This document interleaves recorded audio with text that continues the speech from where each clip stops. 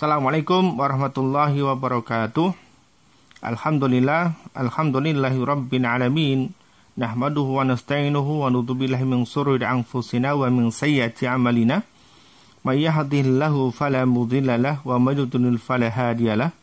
Asyhadu an la ilaha illallah wahdahu la syarika lahu wa asyhadu anna Muhammadan abduhu wa rasuluh. Allahumma shalli ala sayyidina Muhammad wa ala ali sayyidina Muhammad kama shallaita ala sayyidina Ibrahim wa ala ali sayyidina Ibrahim wa barik ala sayyidina Muhammad wa ala ali sayyidina Muhammad kama barakta ala sayyidina Ibrahim wa ala ali sayyidina Ibrahim fil alamin innaka Hamidum Majid. Alhamdulillahi rabbil alamin. Kawan-kawan, jangan pernah lakukan ini ketika Anda ingin rezekinya tidak seret. Nah, apa itu?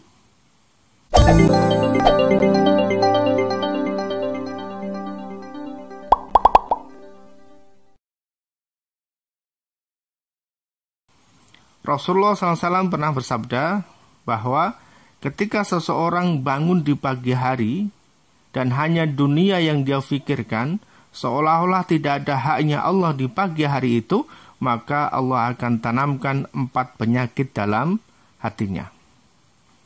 Yang pertama, yaitu adalah Allah akan tanamkan kebingungan yang tidak pernah ada habisnya.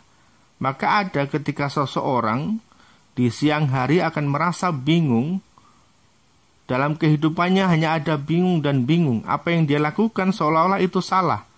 Ketika dia melakukan ini dianggapnya salah. Ketika melakukan itu dianggapnya salah. Dan dia seolah-olah kemudian tidak tahu apa yang harus dia lakukan. Dia tidak tahu apa yang harus dia perbuat. Kenapa? Karena memang bingung, ya. Dan dia bingung. Nah, kita tahu orang bingung seperti apa, ya. Dan mungkin barangkali kita juga pernah mengalaminya.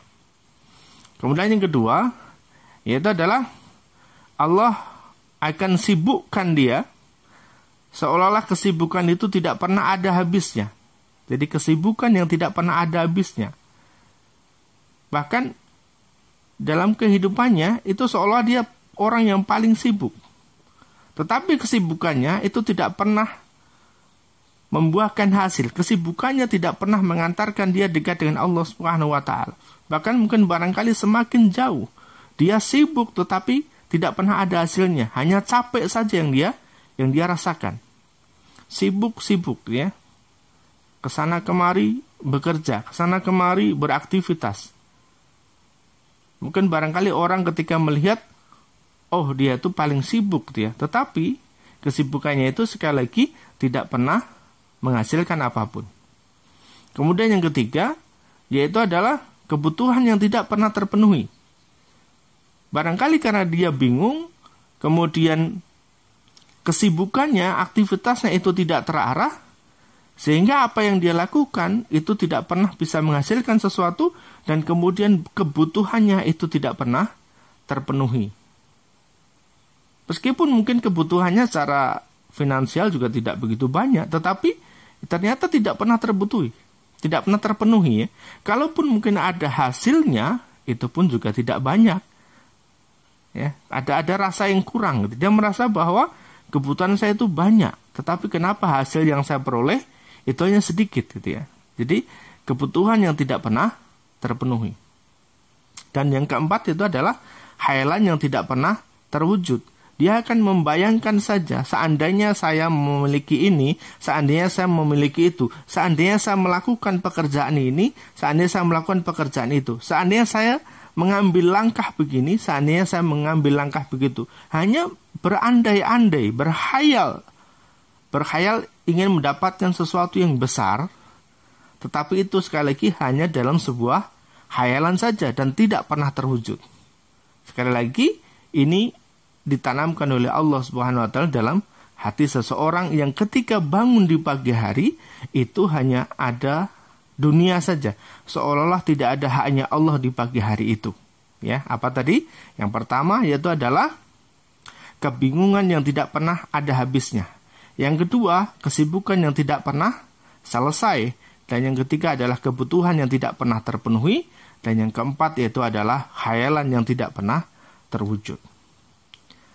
Nah, kawan-kawan sekalian, sebenarnya tatkala kita bangun di pagi hari itu ada haknya Allah di situ, ya, ada haknya Allah di situ. Hanya saja terkadang kita itu lalai ataupun lupa, ya kan? Apa? Rasulullah mengajarkan tatkala kita bangun di pagi hari, maka ucapkanlah syukur kepada Allah Subhanahu wa taala. Ya kan? Diajarkan doanya. Alhamdulillahilladzi ahyana ba'dama amatana wa ilaihi nusyur. Kita bersyukur kepada Allah karena telah dihidupkan kembali, ya. Dan dalam malam kita, dalam tidur kita juga dijaga oleh Allah Subhanahu wa taala. Maka tatkala bangun, kita kemudian bersyukur kepada Allah Subhanahu wa taala, berdoa, meminta kepada Allah Subhanahu wa taala agar senantiasa didampingi, senantiasa dijaga, senantiasa diberikan petunjuk oleh Allah Subhanahu wa taala. Maka tatkala ini kita lakukan, maka tidak ada yang namanya kemudian kita bingung mau ngapain hari ini, harus bagaimana. Kemudian kesibukan kita juga terarah, terukur. Kemudian kebutuhan kita akan tercukupi. Dan yang keempat, kita tidak punya khayalan-khayalan yang tidak pernah terwujud. Insya Allah apa yang kita pikirkan, itulah yang nanti akan diwujudkan oleh Allah Subhanahu wa ta'ala. Maka kawan-kawan, jangan pernah lakukan ini.